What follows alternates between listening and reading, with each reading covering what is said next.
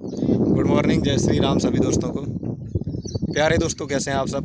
मैं आशा करता हूँ आप सब अच्छे होंगे, बढ़िया होंगे। मैं अगर अपनी बात करूँ, मैं और मेरा परिवार जो है इस वक्त बहुत बड़े दुख से गुजर रहा है। और इस वक्त हम बिल्कुल भी ठीक नहीं हैं, ऐसे मान लीजिए आप।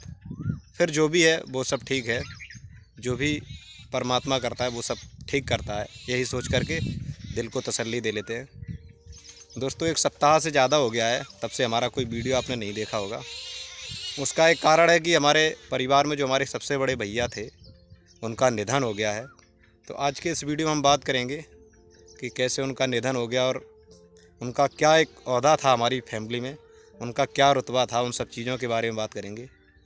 तो वीडियो को आप पूरा देखें दोस्तों।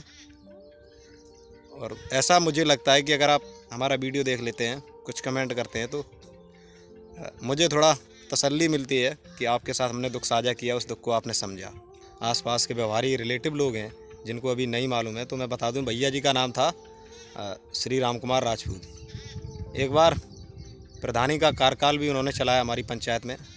तो दोस्तों, हुआ ये कि 20 अप्रैल की शाम को मोहल्ले से ही लगन जा रही थी हमारे दिव्यापुर, एक जो कस्बा है पास में, वहाँ पे उसी के आसपास कहीं किसी गांव में।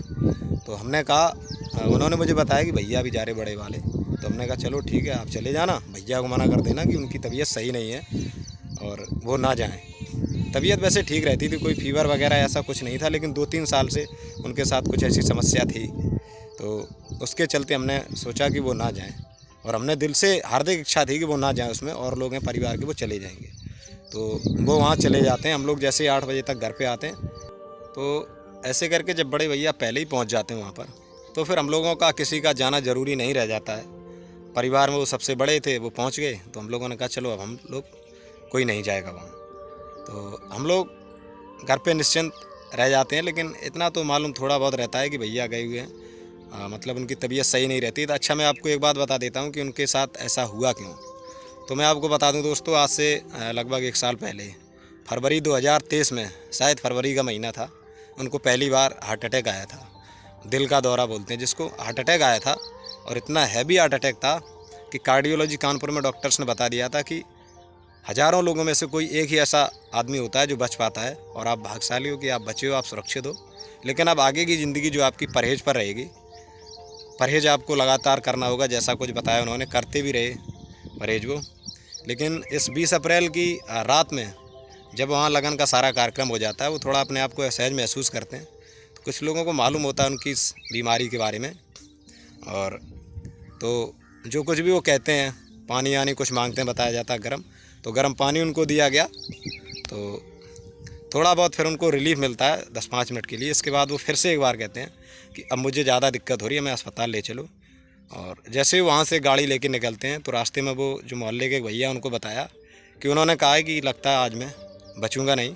शायद उनकी अंतरात्मा की यही आवाज़ थी कि उनका आखिरी टाइम आ चुका है। और दोस्तों, ये उनका जो है ना दूसरा अटैक था, दूसरा हार्ट अटैक उनको आया।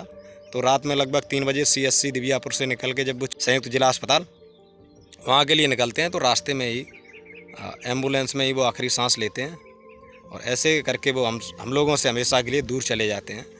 और भैया जी का जो ओहदा था हमारे परिवार में, उसके बारे में हम ज़्यादा तो आपसे बखान नहीं करेंगे, बस इतना कहेंगे, उनकी जो बात होती थी उसको कोई काट नहीं सकता था। और उन्होंने आज तक कोई ऐसी बात भी नहीं की थी कि जिस बात को काटा जाए। और हमारे ताऊ जी भी प्रधान रहे, और ताऊ जी के इकलौते पुत्र थे वो।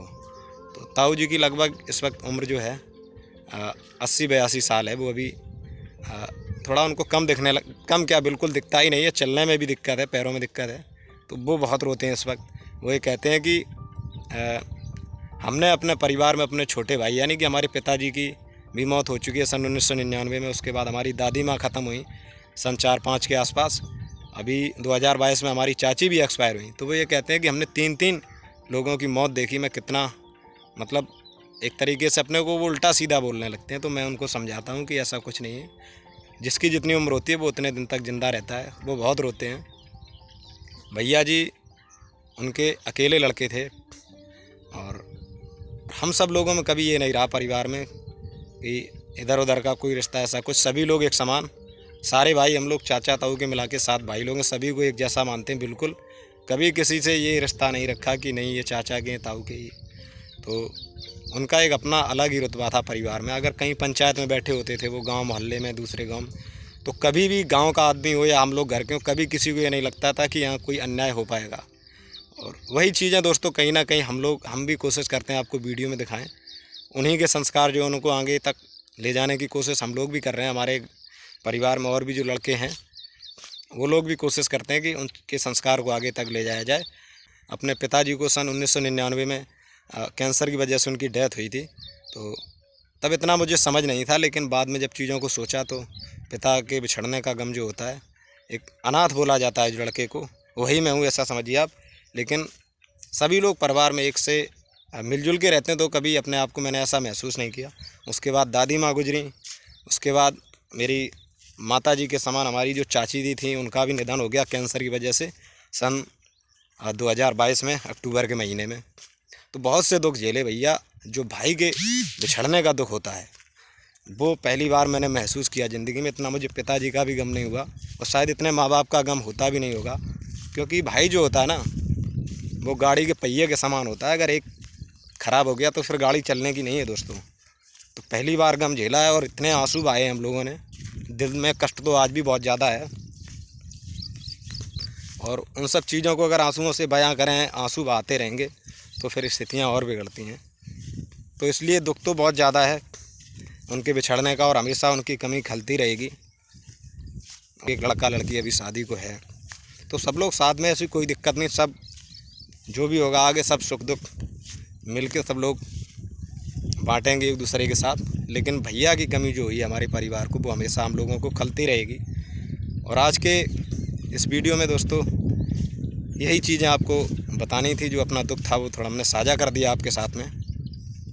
और आपके जीते जी कभी आपको अपने सबसे ज़्यादा चहीते को अपनी आंखों के सामने से ओझल होता हुआ ना देखना पड़े, ऐसा मैं चाहता हूँ, ऐसा कामना करता हूँ मैं प्रभु से दोस्तों।